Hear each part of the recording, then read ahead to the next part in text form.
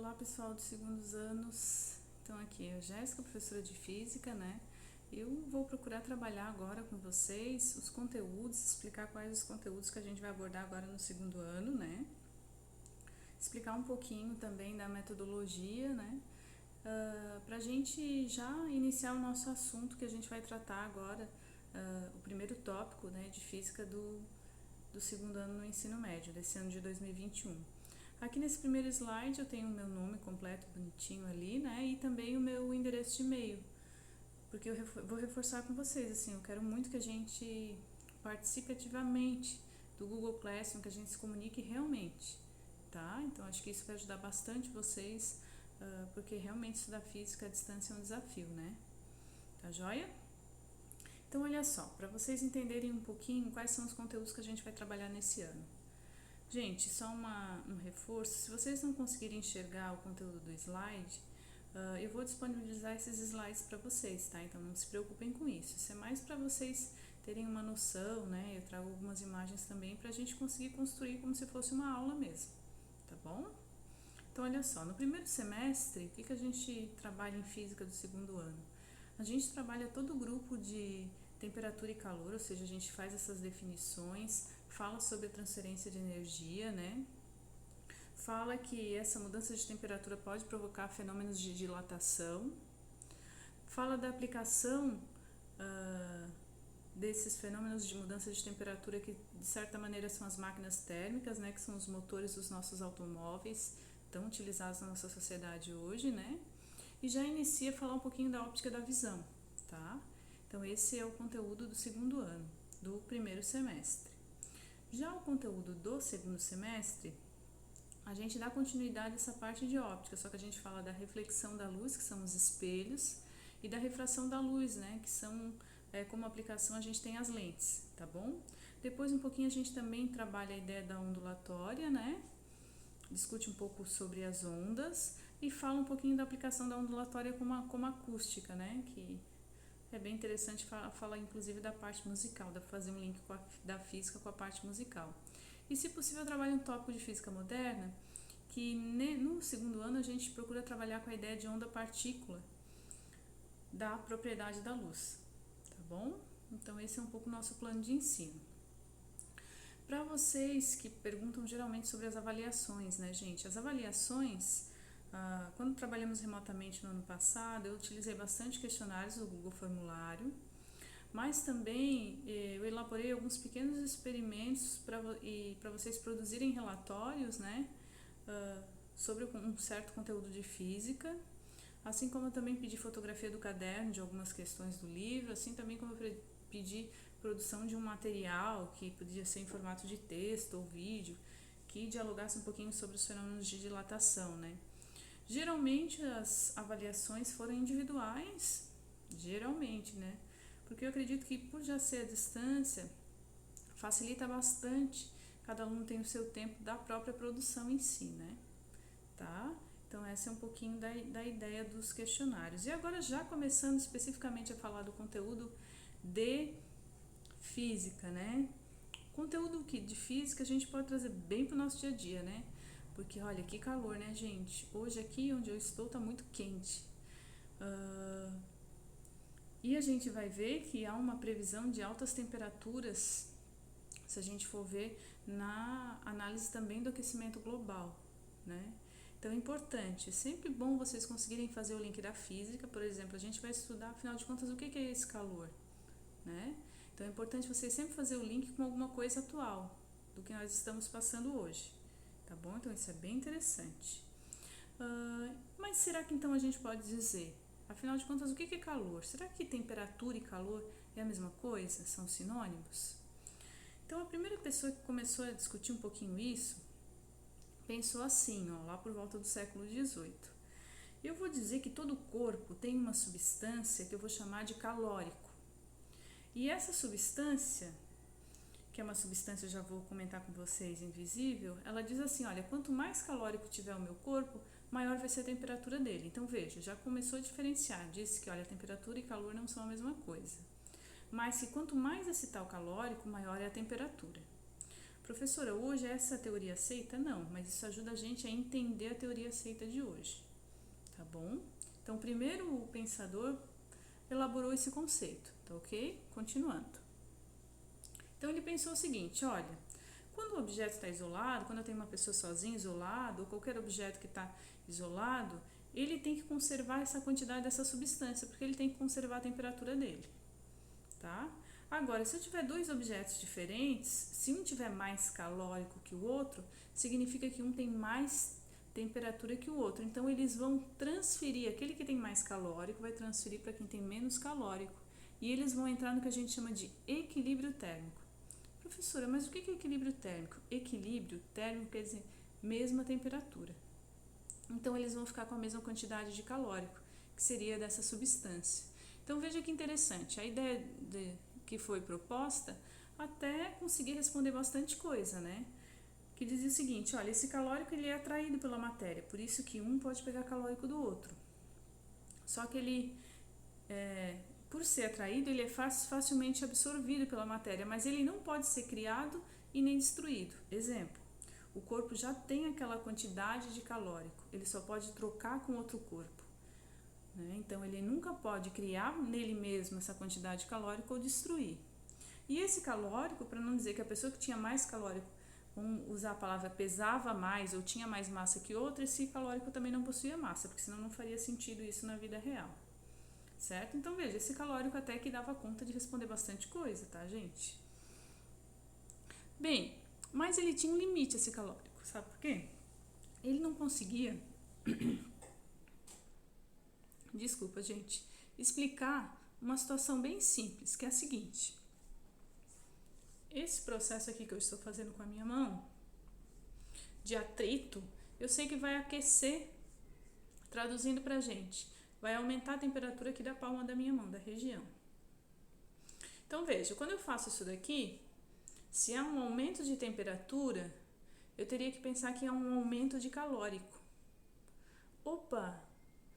Então, vamos pensar numa situação mais limite. Na época, quando se tinha essa teoria, era muito comum a montagem de canhões. E se percebia o seguinte, quando se pegava, vamos pensar no nosso tempo de hoje, uma furadeira, e se colocava na parte metálica do canhão, a furadeira aquecia tanto aquela parte que ninguém poderia botar a mão que se queimava, né? Chegava a encandecer. Então, veja que diferente. Queria dizer que ali teria muito calórico sendo criado. Opa! Mas, segundo a teoria, calórico não se cria, não se poderia ser criado assim do nada. Mas então vamos pensar assim.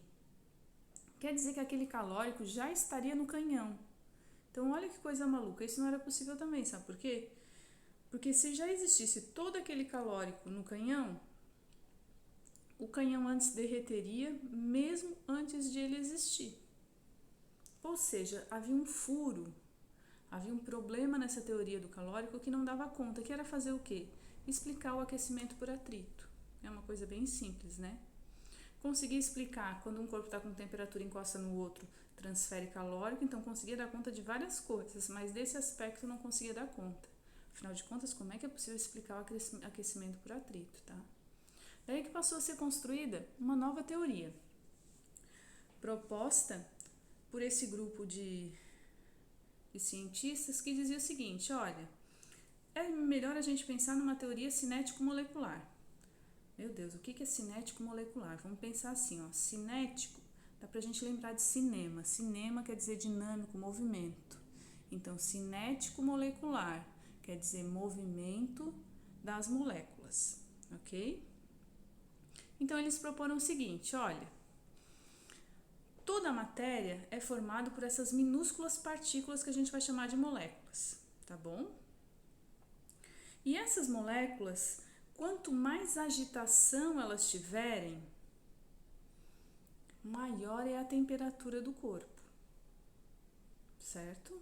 Então, o que se pensou? Olha, um objeto no estado sólido, nesse exemplo que tem no slide, as moléculas dele quase não estão agitadas. Então, em geral, se a gente fosse pensar num cubo de gelo, temperatura menor, pouca agitação das moléculas. Se eu fosse pensar do gelo para o estado líquido, pensando na água, só como exemplo, a gente vai ver porque a água está a uma temperatura um pouco maior que do gelo, né?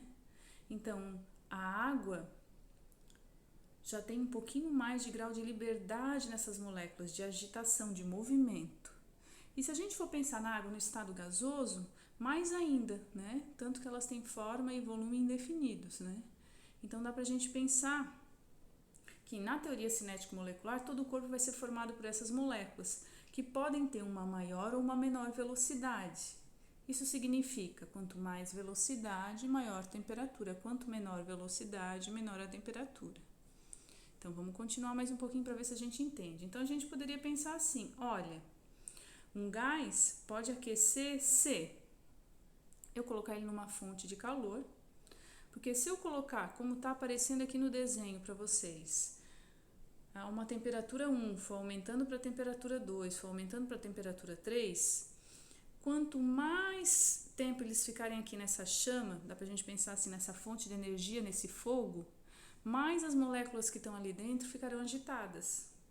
Ou seja, se aumenta essa energia de agitação das moléculas, que a gente chama de energia cinética, conteúdo lá do primeiro ano, se aumenta essa energia cinética, que é a energia do cinema, do movimento das moléculas, há um aumento de temperatura, certo? Então, esse gás, no que apresenta no desenho, temperatura 1, temperatura 2 e temperatura 3, aí ela recebe energia de uma fonte de energia, um aumento da velocidade média e, consequentemente, isso se manifesta em termos de temperatura. Então, o que é calor na teoria cinético-molecular? Não é mais uma substância, uma coisa que a gente pode pegar, mas o calor é essa transferência de energia de um sistema para outro, que ocorre pela diferença de temperatura entre eles.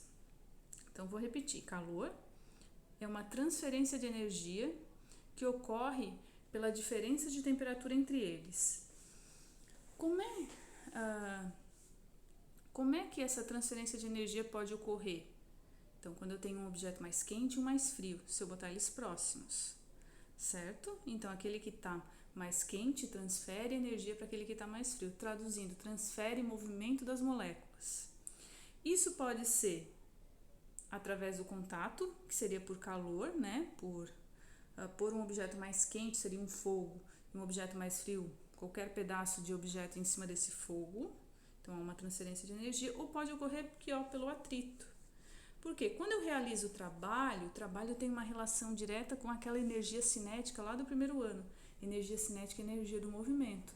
Então, estou realizando trabalho, está tendo energia cinética aqui, energia cinética é energia do movimento. Então, esse movimento dessa energia cinética passa para as moléculas. E isso se manifesta em formato de aumento de temperatura. Então, a teoria cinético-molecular dava conta de explicar o aquecimento por meio do atrito. Por quê? Isso aqui é trabalho e esse trabalho se transforma em energia. Então, há uma transferência de energia, nesse caso que eu estou fazendo aqui quando eu atrito as minhas mãos, logo há um aumento da energia cinética dessas moléculas, que é esse movimento, elas ficam agitadas, e há um aumento de temperatura. Tá? Então, vamos tentar ir mais um pouquinho. Então, eu posso dizer que eu estou com o calor?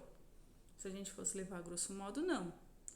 Porque calor não é uma substância igual se pensou lá do calórico. Calor é só um modo de transferir energia de um sistema para outro, em virtude dessa diferença de temperatura, né? Então, vamos pensar assim. Qual que é a diferença, então, entre temperatura e calor? Calor é a transferência de energia e temperatura é a medida desse resultado, dá pra gente pensar assim. Que a gente vai ver o seguinte, olha, quanto maior a velocidade média dessas moléculas, que elas ganharam nesse processo de transferência de calor, maior é a temperatura. Quanto menor a velocidade média das moléculas, menor é a temperatura. Tá? Então, realmente, tem diferença entre temperatura e calor. Mas como é que a gente mede essa temperatura? Gente, nesse desenho, a parte que está mais vermelha é a parte que está mais quente. A extremidade mais quente está escrita ali. A parte que está mais azul é a extremidade mais fria. Então, se eu colocasse um objeto quente próximo a um objeto frio, o que acontece ali internamente? A parte que está quente, as moléculas estão mais agitadas. Então, quando ela está colocada encostando em outro objeto, essas moléculas mais agitadas vão colidir com essas que estão mais vagarosas, dá pra gente pensar assim, menos agitadas. Quando elas colidem, elas acabam transferindo energia para essas moléculas mais paradinhas, que é onde tem menor temperatura. E elas vão trocando essas colisões até que todas as moléculas fiquem mais ou menos com a mesma velocidade, ou seja, com a mesma energia cinética. Se todos os dois objetos agora têm a mesma agitação das moléculas, ou seja, a mesma energia cinética, a gente diz que eles estão em equilíbrio térmico. O que é equilíbrio térmico? Mesma temperatura. Tá? Um exemplo bem a grosso modo dá pra gente pensar assim. Quero saber se eu estou com febre. Vou pegar um termômetro daquele simples, não um digital. Vou aproximar aquele termômetro do meu corpo e vou aguardar. Por que eu vou aguardar? Porque na realidade, no fundo, eu estou esperando o equilíbrio térmico entre o termômetro e o meu corpo. Certo? A hora que os dois entrarem em equilíbrio térmico, eu consigo fazer a medida naquela escala do termômetro. Tá? Então, só pra gente entender um pouquinho assim, a grosso modo, qual é a ideia de equilíbrio. Tá joia, gente? Bem, essa é a nossa aulinha bem introdutória de alguns conceitos, diferença importante entre temperatura e calor, nas duas teorias. E eu vou pedir para vocês agora fazerem os exercícios da página 18. Muito provável que agora na videoaula vocês não consigam enxergar esses exercícios, mas eles vão estar disponíveis aí no Google Classroom, tá? Tanto as páginas dos livros, a página do livro que tem esse assunto, esse conteúdo, até essa página do exercício, tá, gente? Vou pedir para que vocês façam no caderno, façam os resumos e as anotações no caderno, porque é muito importante para a organização de vocês e para os estudos, tá? Em breve eu vou agendar aí com vocês uma aula via Meet, ou mesmo eu preparar uma resolução bonitinha de uma videoaula desses exercícios para a gente discutir mais um pouquinho, tá bom? Espero que ajude vocês. Qualquer coisa a gente vai conversando mais um pouquinho, tá bom? Um abraço e até mais.